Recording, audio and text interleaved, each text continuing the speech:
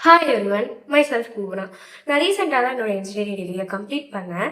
And நானும் ஒரு maths biology student தான். ஸோ நான் இந்த 4 இயர்ஸ் ஆஃப் இன்ஜினியரிங்கில் நான் இதை எப்படி ஹேண்டில் பண்ணேன் அண்ட் என்னென்ன விஷயம்லாம் கற்றுக்கிட்டு இருந்தால் பெட்டராக இருப்பேன் அப்படின்ற விஷயத்த தான் நான் இந்த வீடியோவில் ஷேர் பண்ண போகிறேன். சிஜிபிஏ முக்கியமானு கேட்டிங்கன்னா, எஸ், சிஜிபிஏ முக்கியம் தான். ஒரு நல்ல சிஜிபிஏ மெயின்டைன் பண்ணது உங்களுக்கு ஜாப்க்கு ஹெல்ப்ஃபுல்லாக இருக்கும்.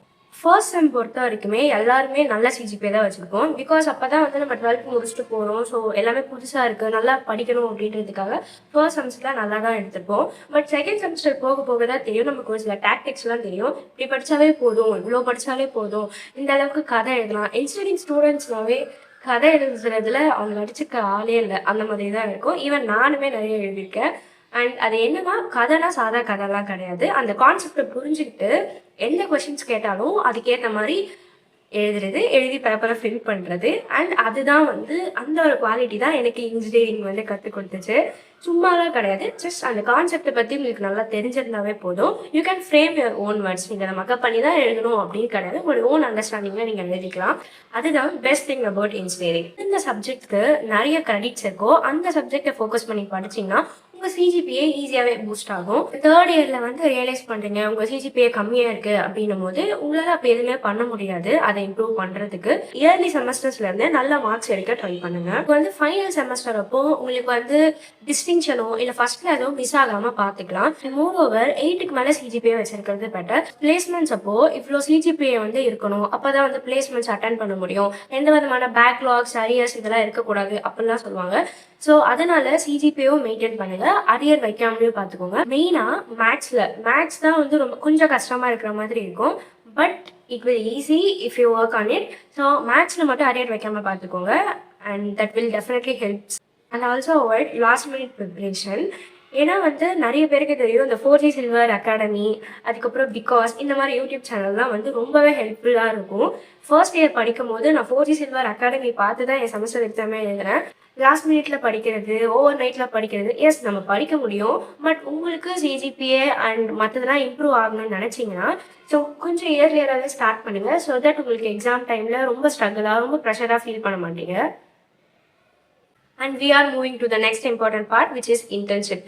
என்னோட இன்டர்ன்ஷிப் எக்ஸ்பீரியன்ஸ் எப்படி இருந்துச்சுன்னா, ஏதோ ஒரு கம்பெனி கடமைக்குன்னு ஒரு கம்பெனியை சூஸ் பண்ணி அண்ட் அதில் பே பண்ணி ஒரு 20 to 25 days தான் போயிருப்போம். அதுக்குள்ளே எங்களுக்கு காலேஜ் ரீ ஓப்பனால பாதியிலே இன்டர்ன்ஷிப் விட்டுட்டும் வந்துட்டோம்.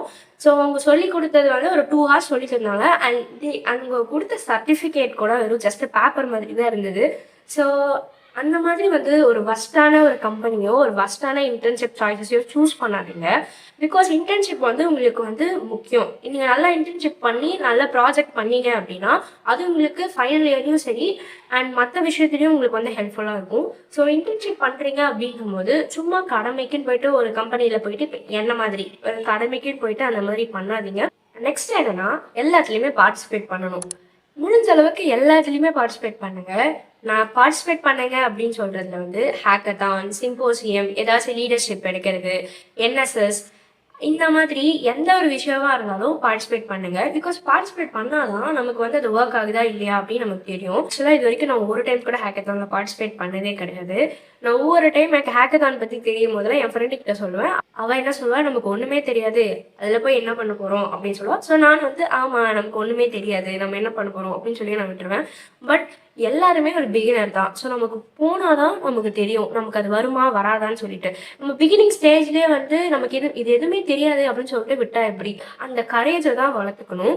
பிகாஸ் ஃபர்ஸ்ட் டைம் வந்து நம்ம போகும்போது நமக்கு யாருக்குமே எதுவுமே தெரியாது, போக போக தான் லேர்ன் பண்ணிக்க முடியும். இன்னும் வரைக்கும் நான் ஒரு ஹேக்கத்தான் கூட அட்டென்ட் பண்ணல. And that's my biggest regret. 4 days அப்புறம் தான் நமக்கு தெரியும் இதெல்லாம் நம்ம பண்ணியிருக்கலாம், நம்ம முன்னாடியே பண்ணியிருக்கலாம், நம்ம ஏன் போகல அப்படின்னு சொல்லிட்டு. ஸோ அந்த கரேஜை டெவலப் பண்ணிக்கோங்க. ஈவன் உங்கள் ஃப்ரெண்ட்ஸுமே வரலன்னு சொன்னாலுமே நீங்கள் அதை ட்ரை பண்ணுங்க.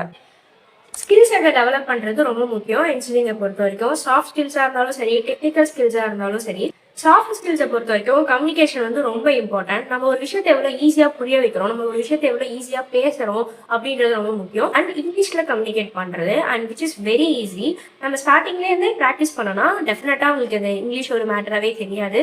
நீங்கள் ப்ராக்டிஸ் பண்ண உங்களுக்கு இங்கிலீஷ் ஃப்ளூயன்சி வரும். And the final thing is explore more.